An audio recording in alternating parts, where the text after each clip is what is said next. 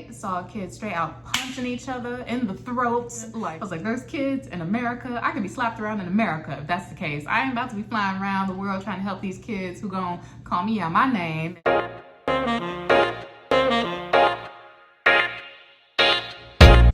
Hello YouTube family, thanks for coming back. It's your girl LaAsia, and today we're going to be doing a very much needed video. We're going to be talking about me and updating you about my life, what's transpired over the past year and a half of my life, maybe even 2 years just to be safe. But before we go any further, I'm going to need you to click that subscribe, hit that like button, and hit the notification bell so you can always be notified when I have a new video, so you can come along with me on all my crazy adventures. Love you guys. I've been posting a couple videos recently, but long story short, your girl has been talking about, debating about, thinking about, pondering, whatever word you can think of, starting a YouTube for a very long time now. But I always talk myself out of it, or anxiety, or people are gonna think you're weird, or this and that's always been stopping me. And finally, I'm breaking that mold. I am very strange. I am weird. Stick around and you'll find out. But I think we're all weirdos to our own, right? I mean, it's a weird, strange world we're living in. The world is, I don't want to say ending, knock on wood, but strange times are coming. So who am I to be normal in a time of strangeness? I've been talking myself out of it for the past year and a half, and now finally I've started posting, but I also have at least a year and a half of videos. I was recording and I was, blogging and doing everything, but I just didn't have the chutzpah, I didn't get brave enough to post them until very recently. And so there's gonna be some dibbling and dabbling. There's gonna be some back to the past, back to the future stuff going on, and you're just gonna have to stick around, stay with me for the ride, and I'll definitely update you and help you figure out exactly when and where and who and how all the videos that I post are happening. So first of all, I graduated from university last year in May of 2019, and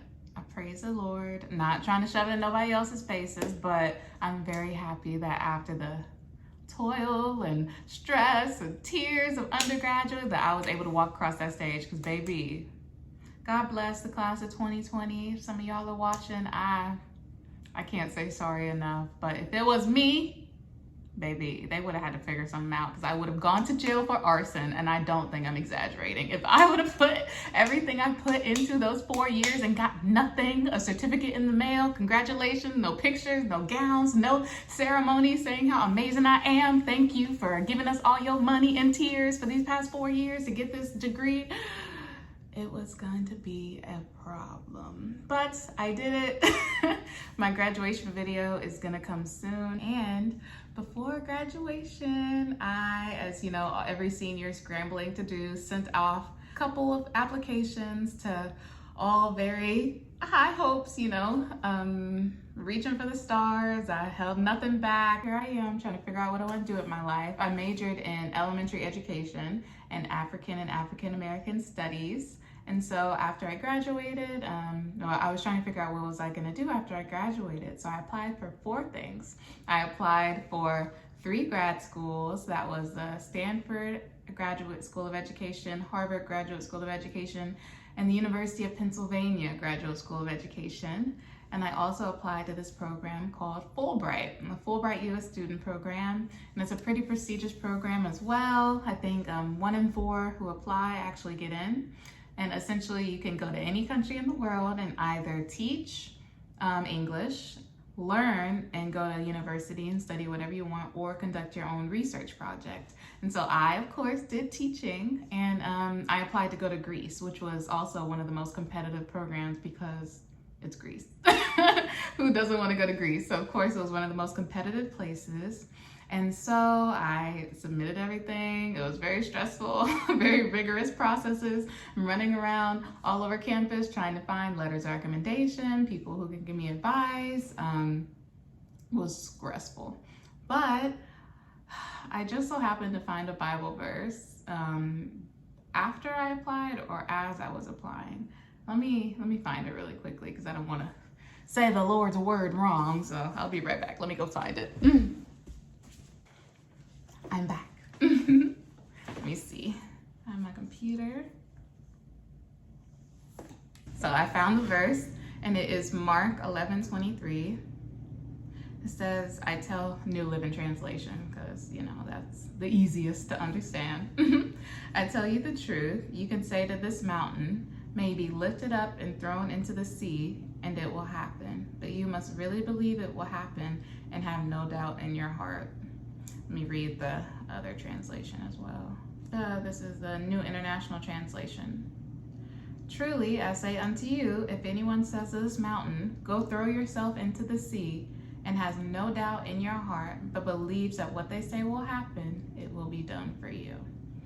And essentially, I feel like I found that at the most perfect time in my life, and it's to this day been my mantra. Anytime I doubt myself, or anytime I try to, for some crazy reason, convince myself that I can't do something. Y'all, let me tell you something about me. I am so full of doubt. I am so anxious, and there's no logical reason. I'm in therapy. Go to therapy. Hello. Full-fledged, changed my life. Still a work in progress, but it helps. But if I was from the outside looking in, and people look at me, and I'm not trying to say this in oh, I think I'm whatever, because obviously, I just said, on the inside, I'm struggling, trying to realize that I'm all that in a bag of chips. I don't be feeling like that a lot of times. I have accolades on top of accolades, on top of achievements and achievements. If I look at the list of things that I've done, it's impressive. And it's things that a lot of people won't be able to say that they've done in their entire lives, whether you're 70 or 80 years old. And here I am, 23, and I've traveled the world and done all these amazing things, and I still doubt myself. Nope, that is business. I have not already accomplished everything that some people could even imagine trying to pursue. I'm a work in progress, but I found this verse basically saying you could tell a mountain to be thrown into the sea, and if you have no doubt in your heart and truly believe, it'll happen. And I was like, bet. That's all I need to know. So I applied for all these things. I literally got on my hands and knees, prayed. And for the first time in my life, I prayed for something, and I had absolutely no doubt that it was going to happen. I don't know what it was, but even in my heart, I was like, this is something that's going to come into fruition for me. I just didn't have any doubt. I was like, my granny always says to me, you spent the first, at the time, 22, you spent the first 22 years of your life doubting yourself. So why don't you try, believing in yourself and see how that works? And I was like, why not? I have nothing to lose. And so I believed, I had faith, real faith, rock mountain faith for the first time in my life. And so be it. I was accepted not only into Harvard, but Stanford, Harvard, UPenn, and Fulbright. And my grandpa, he'd be throwing in Yale. It's you got into Harvard, Stanford, Yale. I'm like, Grandpa, I did not get into Yale. Grandparents always trying to brag on you. They just be getting carried away. But if I applied to that, I probably would have gotten to that too. But still to this day, I do not celebrate myself enough. I really don't. To this day, do you know I've never celebrated getting into Harvard?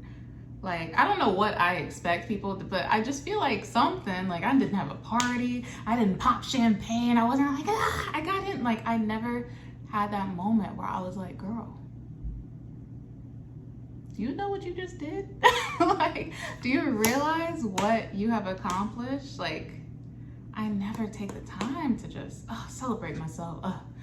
Neither here nor there, but I got into everything I, chose, everything I pictured, everything I asked God for, I got in. But then I had to make a decision.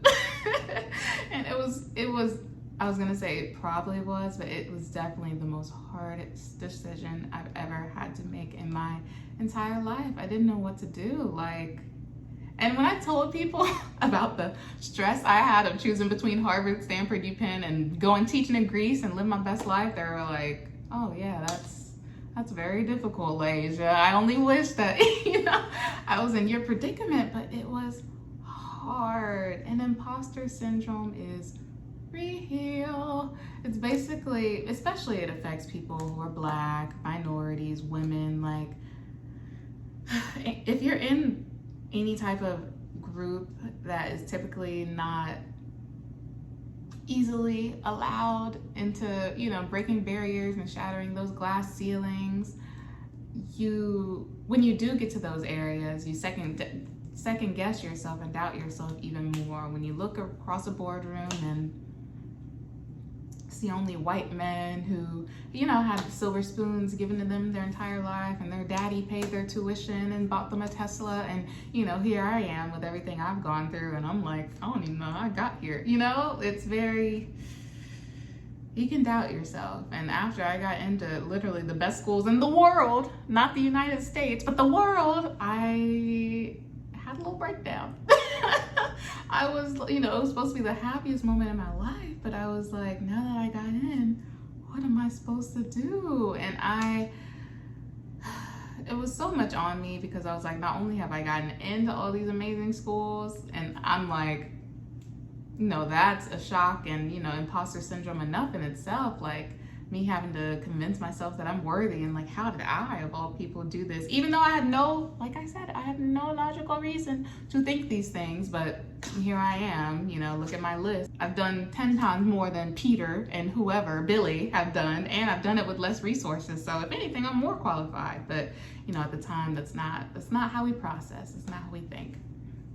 And so not only did I get into all these amazing schools, now I was like, I have to tell some of the best schools in the world no. Like, I can't do everything. Somebody has to get the boot. I have to tell somebody no. And for the longest time, I thought that I was gonna do what I thought was the adult decision. I thought I was going into the real world. There's not gonna be too many more years of philandering and living your best life. At that time, I had studied abroad in New Zealand, studied abroad in South Africa. I felt like it was time for me to kind of get serious. Not that I wasn't being serious, but I wasn't gonna get to jet set around the world and do this and do that for much longer. So I was like, I really want to go to Greece. And my family knew. I mean, if you knew me, I don't care if you're Harvard, Columbia, Cambridge, King's College in London, Harvard, or Greece.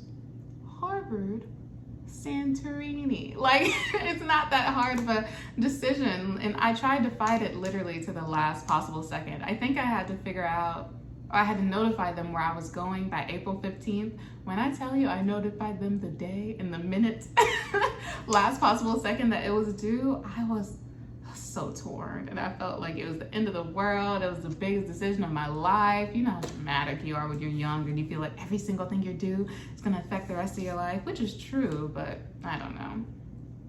But yeah, after a lot of tears, I kept asking my family. I was like, y'all, I cannot make this decision alone. Give me your advice. And my mom, for undergrad, she's a great mom, but sometimes I'm just like, tell me what to do. Moms, they do this thing where when you want their advice and you want them to tell you what to do as per usual, like they always do, they're like, no, I don't want to influence you. Figure it on your own. And I'm like, are you freaking kidding me? Like, all the big decisions in my life, she's always like, it's up to you, it's up to you. But you want to tell me to clean up my room every day. You ain't got no problem putting your input on that.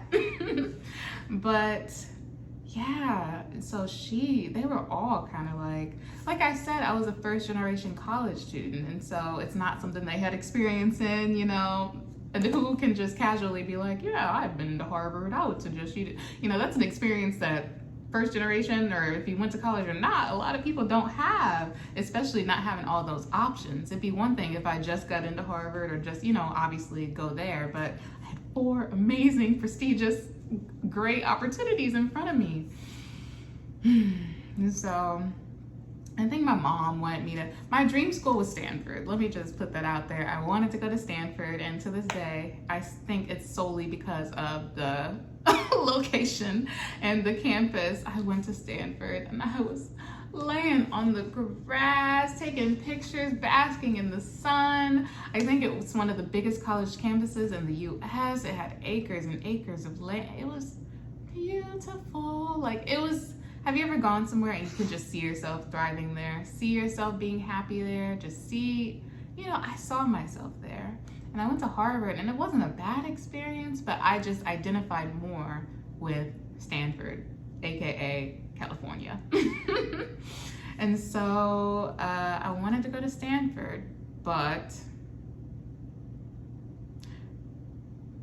Fulbright, a lot of people don't know what Fulbright is, and not blaming you if you don't know what it is, but it's a U.S. government sanctioned program that's been around for, I think, at least 50 years or 20 years, I don't know, but it's really prestigious. Like, when you tell people who are like in the know and have heard about it that you're a Fulbright scholar, it is, if you know what the Rhodes Scholarship is, it's kind of like a baby version of the Rhodes Scholarship. That's when you get to go to Oxford and, study for 2 years and get everything paid for, full expense. It's kind of like a baby version of Rhodes Scholarship. So you can go around the world, teach, learn, do research. It's a pretty big deal, especially in the world of academia. Like, people know what it is.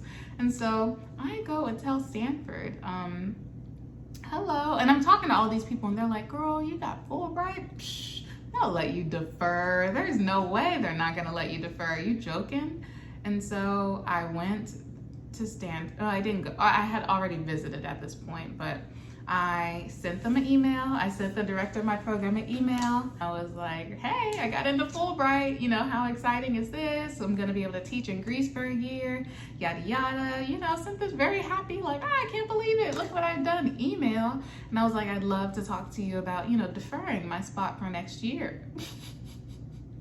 I might as well told these people that I was taking the year off to go work at Walmart, at Wally World, Target. Like, they were not impressed. They were like, that sounds like an interesting opportunity. Like, interesting? Are you joking? Interesting? And she was like, yeah, but too bad, so sad. Essentially, we don't defer for nobody. Like, no, this is not, it's either you come here or you reapply next year. And I was like, for real? It's me.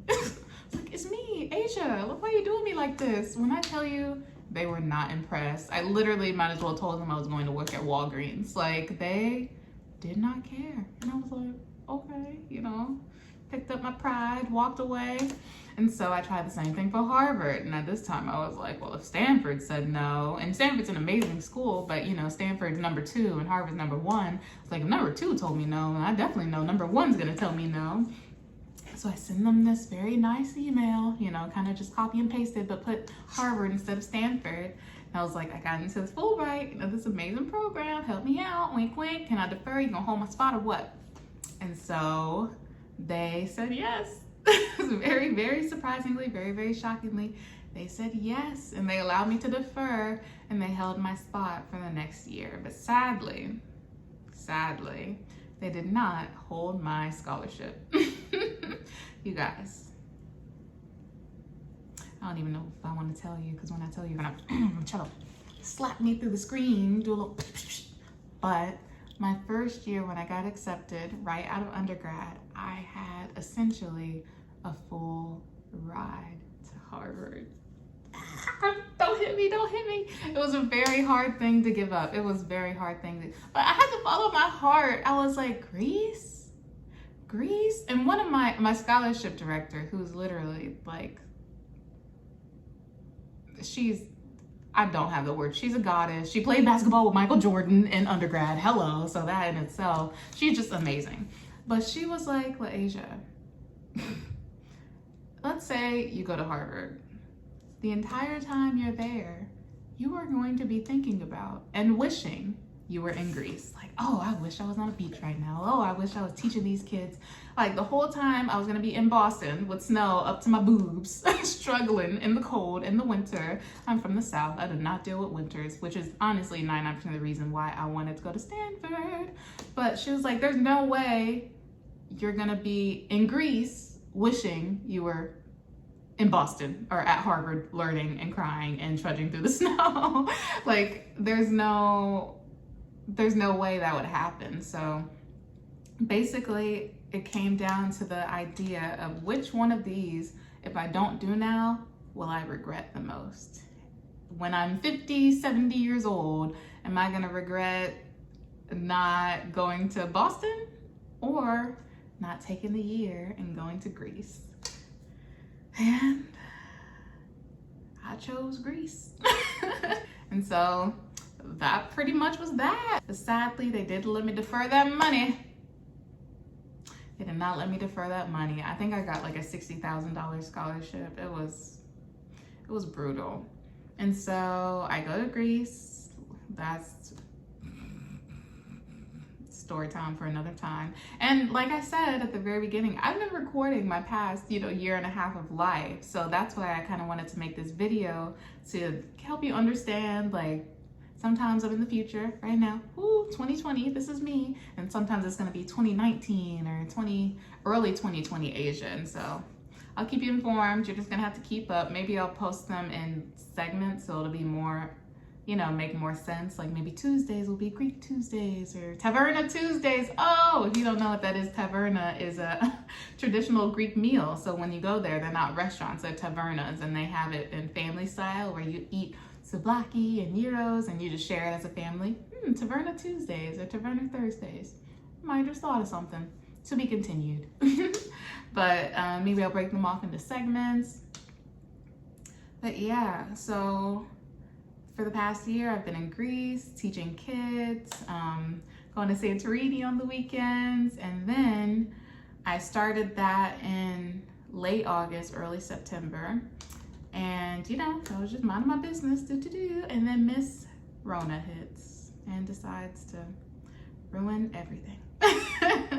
So Miss Rona hits, as we know, it started in China, and the whole world was kind of like, minding their business. It didn't hit them yet, so we're like, oh, whatever. And then eventually it gets bad to the point where it's affecting everybody else.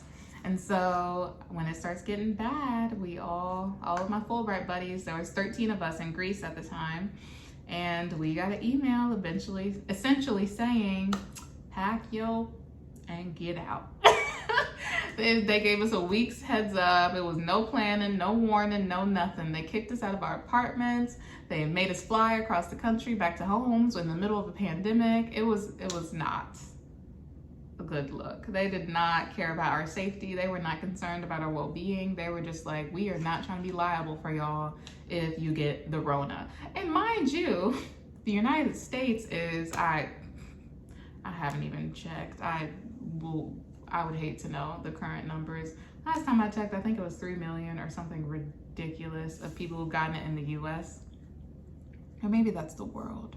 I don't know, but the United States, we leading. Let's put it like that. The United States has near 1 million or over 1 million cases. Guess how many the country of Greece had? Take a wild guess. I don't think they ever got over 4,000 cases. Mind you, they are a smaller country, but either way, if you break down, like do some math, Greece is killing it. Greece is killing the coronavirus game. They shut stuff down. Actually, on my last day, we were walking around minding our business. I was hanging out with my other friend from Fulbright. We were the last 2 people to go home, and we didn't wear a mask. Mind you, this was still early. Like, it wasn't a mask mandate. We didn't really know what was going on. But people in the street were literally yelling at us. They were like, where's your mask? What are you doing? Like, the United States is the only country that's like, wearing a mask violates my rights. I'm not doing it. I don't care who it affects, who it hurts. I ain't doing it. And that is also why we are the leading country in coronavirus. So Greece was doing what they had to do, even though it was early. There wasn't all these mandates and stuff. They were like, first day, I don't care, protect our people, wear masks. People were out there wearing gloves. It was crazy. Like, they were doing what they needed to do. And for some reason, that's just like a crazy thought process for us Americans, but who knows. But yeah, and so packed my bag in a week or less, left Greece, and it was really crazy because all this border nonsense was happening. Borders were closing left and right. I think by the time I got home, I would have been able to get to the United States anyway because I'm a US citizen. But I think that I left a day or 2 before Greece stopped doing international flights. Like, airports were shutting down. And if I didn't leave when I left, basically I would have been stranded in Greece. Greece stopped doing international flights and I wouldn't have been able to get home. But I made it. Honestly, my family almost had to strangle me through the phone because at first they gave us an option. They were like, you can stay, we can't force you to leave. And then they snagged our apartments. They were like, you ain't staying here. But yeah, so at first I had every intention of staying. I was like, if there's anywhere to be stranded, why not Greece? I'd rather be in Greece than Indiana in America. Like, why not? And my family cried and threatened to hurt me and all these things, so I didn't come home. They're like, if you don't get your butt on that plane and come home with us. They were obviously, you know, worried, if you can imagine what it's like if your baby, your only child, is overseas by herself in the middle of a pandemic. And it's sad now because my mom is like, with pandemic and police brutality, you'd be more safe over there. Very sad. But anyway, so I came home. Oh, I forgot about a big point. During this process when I was in Greece, at this point, I never really told you what I got into Harvard, Stanford, and UPenn and all that stuff for. So when I got in originally, I applied for International Education Policy Master's Program. So I traveled the world, did a lot of educational research, and I thought at the time that I wanted to do some type of non-for-profit organization dedicated to alleviating issues and disparities in education on a global scale. That's what I thought I wanted to do. Hence, it makes perfect sense for me to go teach in Greece. I went to teach in Greece, and it was a mess. I'd never seen anything like it, okay? If I was not gung-ho about this passion of mine to teach the kids, I would have been all I needed to say, bump this, forget you and your kids, okay? It was wild. So it was the best school in the country, best school in Greece. The president of Greece sent their kids there, all the doctors and lawyers and who's who sent their kids there, paid tens of thousands of dollars for their kids to go to these schools. And these were some of the worst behaving kids I've ever seen in my life. First of all, these kids were paying astronomical prices to go there so they could have the right to act a fool. Does that make sense? Like, I saw kids straight out punching each other in the throats, like wrestling in the middle of class. One second grader was swinging his chair around, about to hit himself and hit others. And then Miss Pearson steps in to save the day. I guess I didn't realize, I'm very naive. So when I got there and I saw these kids, you know, John Cena in each other and kicking each other in the throat, I'm like, surely the school doesn't want this. Surely the teachers, like, they need my help, obviously, because their classroom is a mess. And so I step in, a little second grader, let's call him Billy, swinging his chair around, hitting other people, about to hit himself. And I'm like, I'm gonna give you 3 more chances today. I'm gonna write your name on this board, and if you keep swinging your chair around, I'm gonna give you 3 more times where I call your father or your parent. Oh, you would have thought that I would have choked the kid out, Hulk slammed him, slapped him in the face. The teacher pulled me aside and was like, how dare you talk to my kids like that? I cannot believe you gave my kids consequences and tried to punish them. Who do you think you are? How dare you? And then I was like, oh, so the teachers are in on it. Like, I thought that, I was like, I don't know, or do you see what's happening? Like, I couldn't wrap my mind around the fact that a school that was the best school in Greece, had unlimited resources, the president was sending his kids there, would willingly allow their kids to act this way. It was literally the opposite type of school system that I ever would have wanted to work in, ever. I'll have another video about that in the future.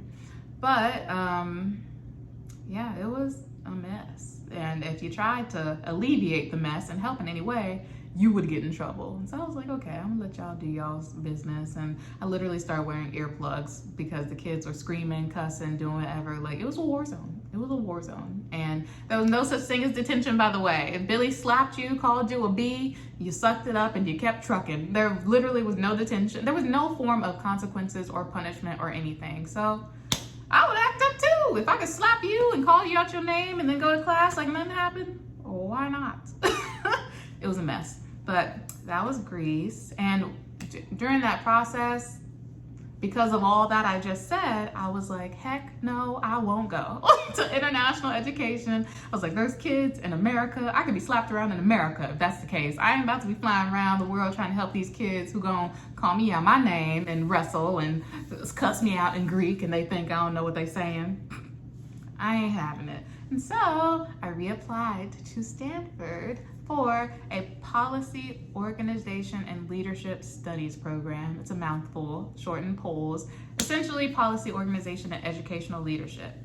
And I got in to Stanford twice. 2 separate applications, 2 separate programs. They wanted your girl again. But this time, I got little scholarship money, very little scholarship money.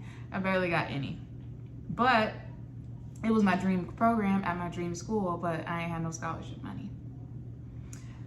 And I still, like I said earlier, Harvard was still deferring my spot. They were still holding the spot for your girl, but sadly they also couldn't hold the scholarship money. So I have a spot open at Harvard for the wrong program that I don't want to do anymore, international education policy, but I have a correct spot at Stanford that is astronomically priced, but in the right program. So there I am. And I had to figure out what I was gonna do, and I had to send in my, final, like, I'm going here, I'm going there, I had to let them know. And I told them both I was coming. I told them both I was coming. I didn't know what to do, okay? I said yes to both. Not because I'm just crazy and I want all the whatever. I knew logically I was not gonna be able to be in 2 places at once. But if you haven't noticed, we are in the middle of a pandemic. And it has very much changed the face of education, and especially higher education of this country. Like, schools are talking about going virtual, schools are talking about shutting down. I don't know what school's gonna look like next year, and they don't know either. And so I didn't wanna say no or, close a door to something that I wasn't sure. What if I said no to Stanford and they turned out to be in person, or, vice versa. I just didn't know what the school was gonna look like for the next year. So I told them both, I'll see you in the fall. And I waited patiently. Y'all, when I tell you I found out literally like 4 weeks ago, that sounds generous. I found out recently. I found out in July. Let's put it like that. I found out in July what my plans were gonna be for August. Okay, and I understand, the world's falling apart, but they waited a very long time. Let me tell you, I know plenty of other schools who already had their decisions made by the time Harvard and Stanford gave out their decisions. The long story short, Harvard's going to be fully virtual. You're not going to be able to come to school. Like, dorms are shut down. That's not even an option for you to live there. Fully virtual. That's Harvard. Stanford is kind of a remix of that. So 70% of the classes are going to be virtual, like, for sure. Like, 70% of the classes are going to be virtual regardless. But even for the classes that aren't virtual, you're going to have the option of doing virtual. Does that make sense? Like, say you're doing anatomy and it's one of the few classes who are going to be in person, you still have the opportunity, if you want to do virtual instead. So 70% virtual. The little classes that are in person, you still have the option of being virtual, and the dorms are going to be open for you to live in. So in my mindset, I'm like, Stanford is the same as Harvard, except I got to pay $20,000 for room and board on top of doing virtual classes. And so just with everything going out, I was like, if I'm going to be virtual, if I'm going to, be in this weird limbo pandemic situation, I might as well go to the best of the best. Why not go to the #1 school and have Harvard behind my name if I'm going to be having to do online virtual classes? And so, yeah, I decided to go to Harvard. Decided to go to Harvard, and I ended up, like, recently I told y'all, getting a bigger scholarship to go, so I won't be completely poor when I graduate. And that's pretty much where I am right now. I know that was a lot, but it's just a lot of background that you needed to know, and I didn't want you to be confused as to why one day I'm going to be posting a video of my time in Santorini in Greece in 2019, and then next I'm posting a Black Lives Matter protest that's happening very much recently, and that's gonna come up soon. Stay tuned. But yeah, I just wanted to bring y'all into my thought process, into my life, and have y'all understand, connect the dots, if you will. Exactly who, what, where, and when I am, and how this YouTube channel is about to go down. Sometimes we're gonna be in the present, reality, hello, now, and sometimes we're gonna be in the past. And then sometimes we're gonna kick it back to the future. Just hold your horses, strap up, strap on, buckle your seatbelts, and it's gonna be a good ride. I just wanted to come and talk to you guys so it'll be a less confusing ride. But I love y'all. Thanks for listening to me and my updates and everything I said, from the getting into Harvard process and all that stuff, and you know, my interesting let me pull a Stanford. Sounds like a very interesting opportunity, but hey, they were right. It was interesting. My interesting time I had in Greece. I'm gonna go back and do in-depth videos, you know, about all of these things. And like I said, I have a 1.5 years worth of vlogging that will, you know, be disseminated. So we'll get caught up eventually, but that's it. This is where I am currently in life. Very exciting times. And yeah, I just wanted to update you guys. So I'll see you next time. Love you. Bye.